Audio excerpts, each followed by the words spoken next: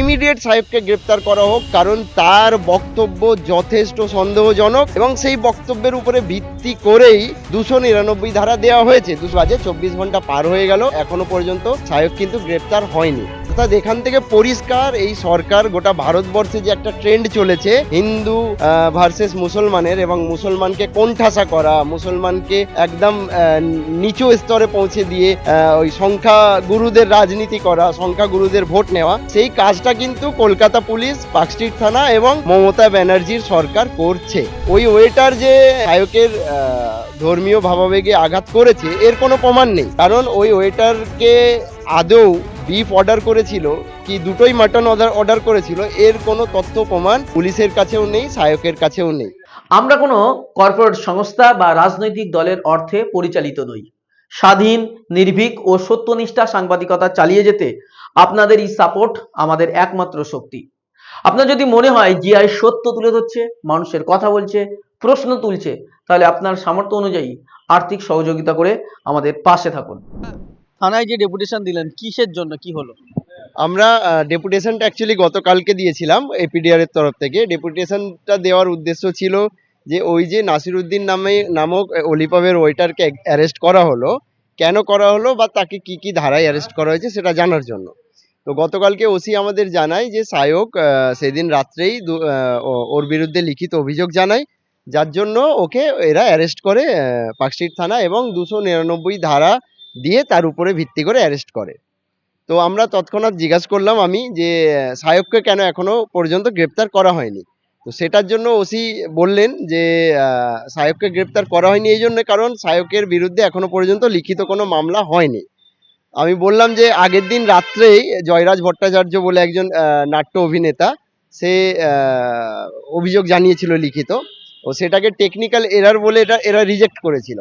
তো তার অভিযোগে কেন আপনারা এখনো অ্যাকশন নেননি? তো বললো জয়রাজের অভিযোগটা এখনো টেকনিক্যাল এরার, যার জন্য নেওয়া হয়নি। জয়রাজ আবার গতকালকে আসার কথা ছিল এবং গতকালকে জয়রাজও এলো এবং আমি দুজনে মিলেই মানে ও একটা এফআইআর করলো, আমিও একটা এফআইআর করলাম, লিখিত অভিযোগ জানালাম। তো সেই এফআইআর মানে গতকালকে আমি ঠিক 5টা নাগাদ এফআইআর করে এখান থেকে বেরিয়েছিলাম। এখন ঠিক মোটামুটি 5টাই বাজে, 24 ঘন্টা পার হয়ে গেল, এখনো পর্যন্ত সায়কের বিরুদ্ধে কি আইনি ব্যবস্থা নেওয়া হয়েছে সেটা তো আমরা বুঝতে পারছি না। তার কারণ এখনো পর্যন্ত সায়ক কিন্তু গ্রেপ্তার হয়নি। আর ওই অলিপাবের রেস্তোরাঁর যে ওয়েটার, যে গরিব মানুষটা, বিশেষ করে মুসলিম হওয়ার জন্য আমার মনে হয়, কারণ রাত্রে যখন সায়ক কি নাম ব্যানার্জি না ভট্টাচার্য, যাই হোক একজন ব্রাহ্মণ বা হিন্দুত্ববাদী একটা তকমা লাগিয়েও একটা এরকম ভিডিও বানিয়ে অশান্তি তৈরি করার চেষ্টা করলো, তারপরেও কলকাতা পুলিশ তার বিরুদ্ধে ব্যবস্থা নেয়নি এখনো পর্যন্ত। কিন্তু তার অভিযোগের ভিত্তিতে ওই ওয়েটারকে কয়েক ঘন্টার মধ্যেই গ্রেপ্তার করলো এবং তাকে শনিবারেই জুডিশিয়াল কাস্টাডিতে মানে কোর্টে তুলে জুডিশিয়াল কাস্টাডি দেওয়া হলো। আজকে কোর্টে আবার দ্বিতীয়বার তোলার কথা ছিল, এখনো পর্যন্ত আমাদের কাছে ক্লিয়ার কোনো নিউজ নেই যে আজকে কি হলো।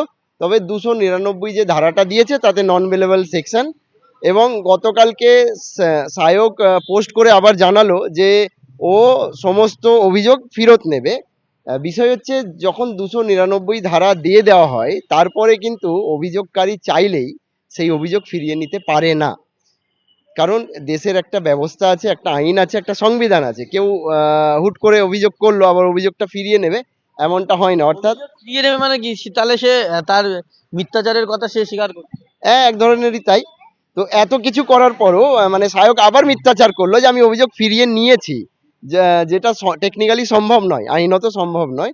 তো আবার মিথ্যা কথা বললো, তারপরেও এখনো পর্যন্ত সায়ক কিন্তু অধরা। এখনো পর্যন্ত আমরা সায়ককে অ্যারেস্ট করতে কোনো নিউজ মাধ্যমে কোনো কিছুতেই পাইনি।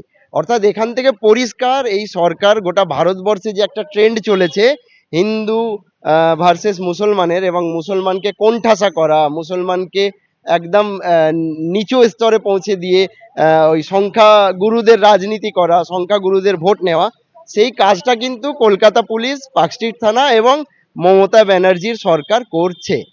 এখন আপনারা কি চাইছেন?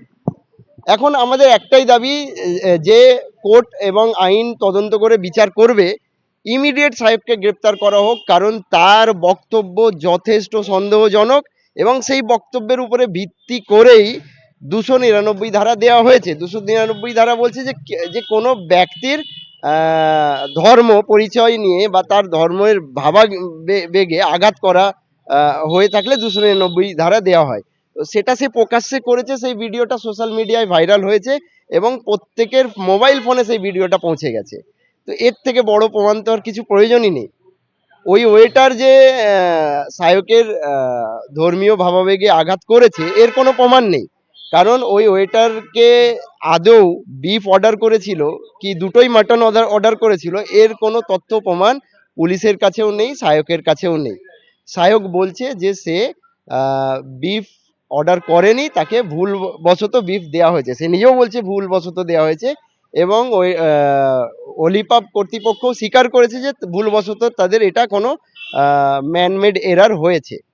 তো একটা ভুল আর একটা ইচ্ছাকৃতভাবে প্রকাশ্যে দাঙ্গা লাগানোর চিন্তা ভাবনা নিয়ে কোথাও বিজেপি আরএসএস এর সুবিধা করিয়ে দেওয়ার জন্য হয়তো টাকা খেয়ে একটা সাম্প্রদায়িক সম্প্রীতি নষ্ট করার যে পরিকল্পনা করলো একজন, তার প্রকাশ্যে প্রমাণ রয়েছে, তার বিরুদ্ধে সেই ধারাও প্রয়োগ করা হলো, তার সত্ত্বেও কেন এখনো পর্যন্ত এই প্রশাসন এই সরকার গ্রেপ্তার করেনি, এটা আমাদের অনেক বড় একটা প্রশ্ন।